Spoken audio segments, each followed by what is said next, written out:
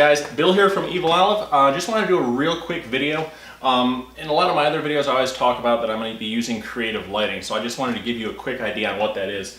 This is a brick wall facade that I carved out of styrofoam 2-inch thick. I have a hot knife from Hot Wire Foam Factory, so I carved this out and I tinted some Monster Mud and put a base coat of a light pink, and then I added more red, brown, and black 3 times to get these progressively darker colors in here, just to accent and break up the solid mass a little bit. But and I went through and I watered down some black acrylic paint and I did the mortar. So the idea is this is going to be in our organ harvester room. So this is going to be the wall that contains the furnace. A lot of furnaces are built out of brick, so I figured it would be fitting. But basically it's not really super realistic the way it is now with the pink tones. Usually your bricks, especially older ones, get darker.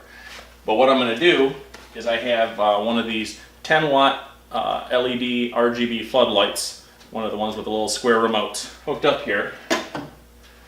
And I'm going to go ahead and turn the lights off and show a couple different colors on here to show you how that changes the way the bricks look.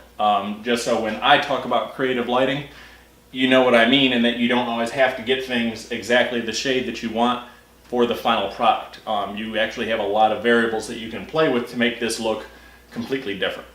So let me go shut off the lights. Try not to trip.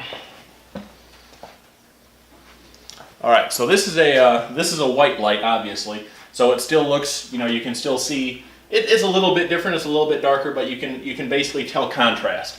It still looks kind of pink.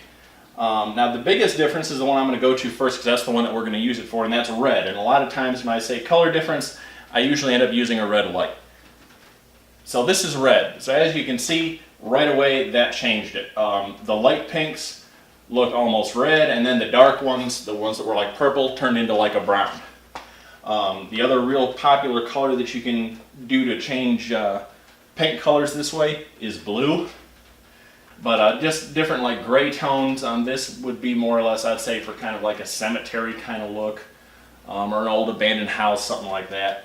And then green does something just a little bit different. That kind of, you can tell the difference.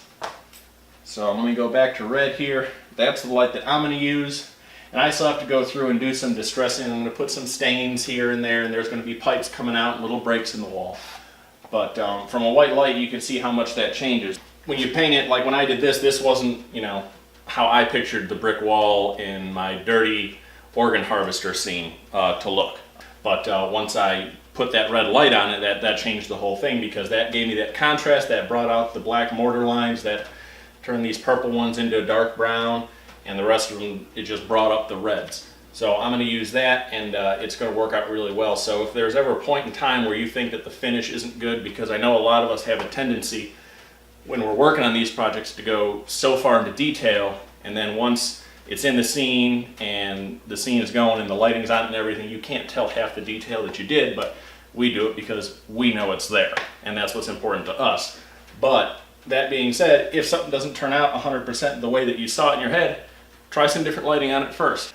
So these still need a little bit of work.